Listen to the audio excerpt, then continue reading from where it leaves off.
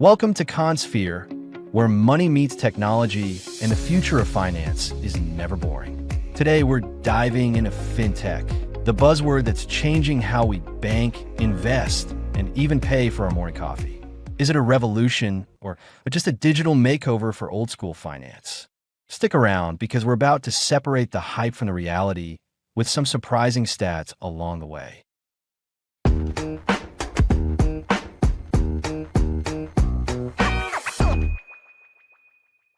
So let's start at the very beginning. What exactly is fintech? We hear the word everywhere, from banks to startups, even government policies. Fintech, short for financial technology, basically means using technology to improve or automate financial services. It ranges from mobile payment apps like PayPal or Venmo to complex blockchain networks that power cryptocurrencies. Exactly. And what's fascinating is how broad it is. Fintech touches everything: banking, lending, insurance, investment management, wealth advisory, and even regulatory compliance. According to Statista, the global fintech market revenue was about $194 billion in 2022, and it's projected to reach over $492 billion by 2028. That's more than doubling in less than a decade. That's insane growth, and it makes sense because fintech is reshaping how people interact with money. Think about it. 20 years ago, most people physically went to banks, wrote checks, or used ATMs. Today, over 70% of consumers in the US use some form of fintech app for daily transactions. And in places like China, mobile wallets like Alipay and WeChat Pay handle billions of transactions daily. Right. In fact, China is a perfect case study. In 2021, mobile payments there reached about $25.9 trillion. That's trillion with a T. Compare that to the US, where mobile payment transactions in the same year were around $1.3 trillion. The difference shows how fintech adoption varies drastically by region. Let's break down the evolution of fintech a bit. People often assume it's new, but it's really not.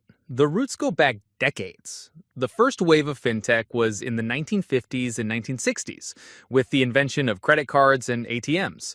Then in the 1970s and 80s, we saw electronic trading systems, bank mainframes, and SWIFT, the messaging network banks still use today. Exactly. Then came the second wave in the 1990s and early 2000s with online banking and e-commerce. PayPal was founded in 1998, and that was revolutionary because suddenly people could make digital payments globally. And the third wave, which we're in now, started around 2008, after the global financial crisis. Trust in banks was shaken, and startups came in with fresh, tech-driven solutions. This is when mobile apps, peer-to-peer lending, robo-advisors, and cryptocurrencies took off. And don't forget blockchain. Bitcoin's launch in 2009 was a turning point. Since then, blockchain has gone beyond just cryptocurrency. It's now powering decentralized finance, or DeFi, which basically reimagines financial services without traditional intermediaries. All right, let's talk about some of the biggest innovations driving fintech today. Number one, digital payments. This is the backbone. Mobile wallets, QR code payments, tap to pay, all of it. According to McKinsey, over 60% of global consumers used digital wallets in 2022, and that number is only climbing. And the convenience is unmatched. For instance, in India, the UPI system, Unified Payments Interface, handled 83 billion transactions in 2022 alone. That's more than 6 times India's population, and it shows how deeply fintech can embed itself into a society. Number two, blockchain and cryptocurrencies. While volatile, crypto has become a major player.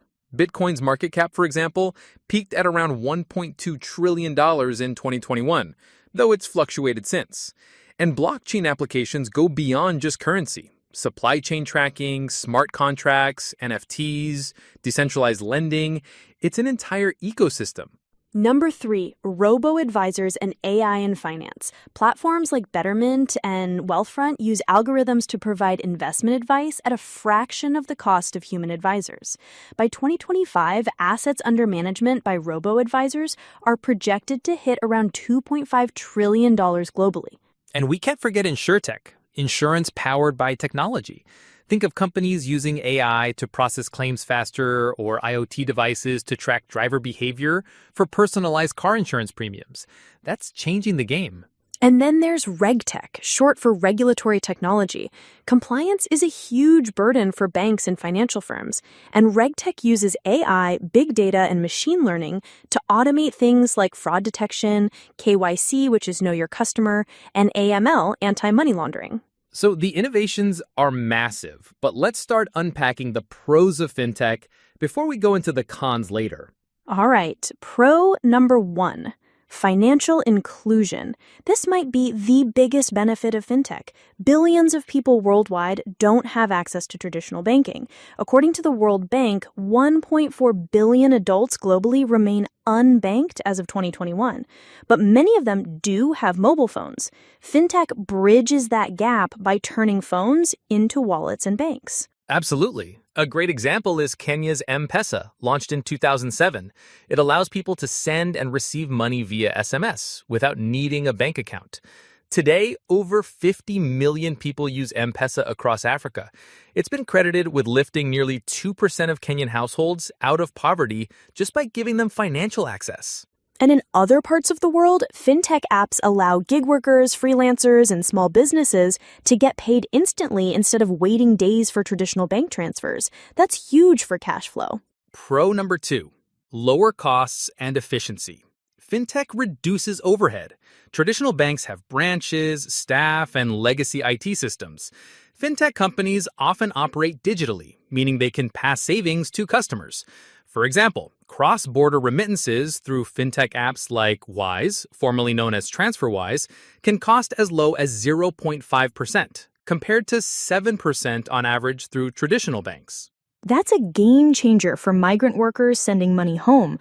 According to the World Bank, remittances to low and middle income countries hit $647 billion in 2022, and lowering fees means more money in the hands of families. Pro number 3. Speed and convenience. Digital payments are instant. Investment accounts can be opened in minutes, and loans can be approved with AI in hours instead of weeks. That level of speed is something traditional finance can't match. Exactly. Think about BNPL, buy now, pay later services like Klarna and Afterpay. They let consumers split payments instantly without going through the lengthy credit card approval process. In 2021 alone, BNPL transactions exceeded $120 billion globally. Pro number 4, innovation and customization. AI-driven apps can analyze your spending, suggest budgets, and recommend investments tailored specifically to your goals. That kind of personalization is very difficult for legacy systems to deliver at scale. And the innovation isn't just consumer-focused. Small businesses benefit massively too. Access to quick loans, automated invoicing, and better accounting tools mean entrepreneurs can focus on growth instead of admin headaches. Pro number 5, global reach. Fintech is borderless. You can send money across the globe with a few taps. This interconnectedness supports globalization and expands opportunities for businesses and individuals alike. Which is why investors love fintech. In 2021, global fintech funding hit $210 billion across more than 5,600 deals. Venture capitalists see the scalability and impact fintech can have. So far, we've talked about the incredible rise of fintech and some of the big wins it's brought to the financial world, like accessibility, speed, and cost reduction. But before we get into the challenges, let's highlight one more advantage that often gets overlooked: innovation beyond finance. That's a really interesting point because fintech isn't just about banking, right? It spills over into e-commerce, health, education, even transportation. For example, think about how ride-hailing apps like Uber and food delivery apps use fintech payment solutions to handle millions of microtransactions daily. Without digital wallets, mobile payments, and instant transfers, these business models wouldn't even exist. Exactly. Fintech has become this invisible backbone for the modern digital economy. It's not just about banks, it's about enabling entire ecosystems. According to a 2023 PwC study, over 80% of financial institutions believe fintech is not just complementary, but essential for the next phase of business growth across industries. But now we need to shift gears because, like every innovation, fintech also comes with its share of risks and drawbacks. Let's break those down. All right, let's start with the big one, cybersecurity threats. The more financial systems go digital, the more attractive they become to hackers. In fact, cyber attacks on fintech companies have grown nearly 60% year on year since 2020. Think about massive breaches, like when Equifax was hacked in 2017, exposing sensitive data of over 147 million people. If a company handling consumer credit data isn't 100% secure, the consequences are devastating. True, and the stakes are even higher now because fintech deals with real-time transactions. If your bank account is compromised, you might still have a chance to report fraud before the money moves. But with instant peer-to-peer transfers, once it's gone, it's gone. A 2022 Federal Trade Commission report showed that Americans lost over $8.8 billion to fraud, much of it linked to digital financial services. And it's not just hackers. Another big concern is regulation, or the lack thereof. Fintech is often moving faster than governments can keep up with. Look at cryptocurrencies, for example. In many countries, there's still no clear framework. That uncertainty scares away investors and puts consumers at risk. Exactly. Some regions have adopted fintech quickly, but without proper oversight, you risk money laundering, fraud, or even terrorist financing.